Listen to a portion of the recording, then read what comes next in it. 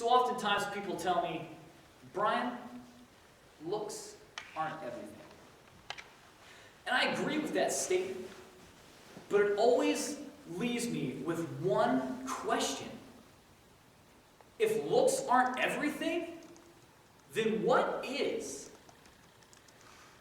I think someone who answers that really well is Simon Peter in 1 Peter chapter 3, verse 3 and 4. See, he talks about mutual submission, and he leads to wives and husbands and how they should respect each other. And in the midst of that, we find one little soul-tingling pearl about where one finds value.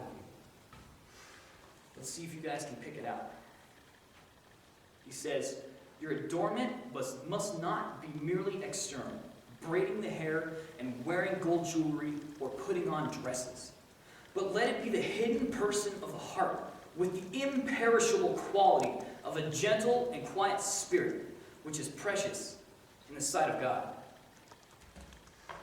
One thing I'd like to point out, in first century Rome, those three things that he listed, the wearing of dresses, the gold jewelry, and the braiding of the hair, those were all signs of Roman prostitution. But just to clarify, Paul is not saying that you can't wear those things. Rather, he is screaming for you to understand this one thing. It's like he's begging you and he's saying, watch out, oh beautiful creation. Don't try to find your value in what you wear. Rather, put it in the one who gives you the value.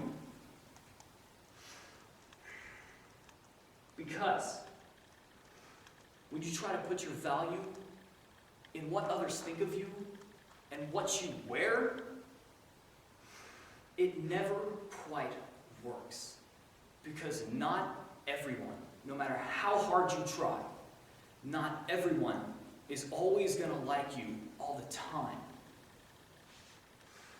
So, if we don't get our value from the things we wear and what other people think of us, what do we get it from? And to answer that question, I turned to one of my favorite rappers. His name is Propaganda. And he says this. He says, worth, value, and beauty is not determined by some innate quality. Rather, it is determined by the length for which the owner would go to possess them. Well, what does that really mean? Here's what I think he's trying to say. He's saying that we belong to God in Christ.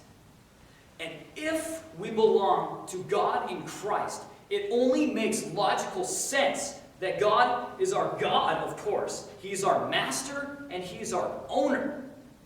And if He is all three of those things, we belong to Him. But what did He do? He stepped down from His throne. He wrapped His divinity in humanity and suffered the punishment we should have suffered so that we can live eternally with Him.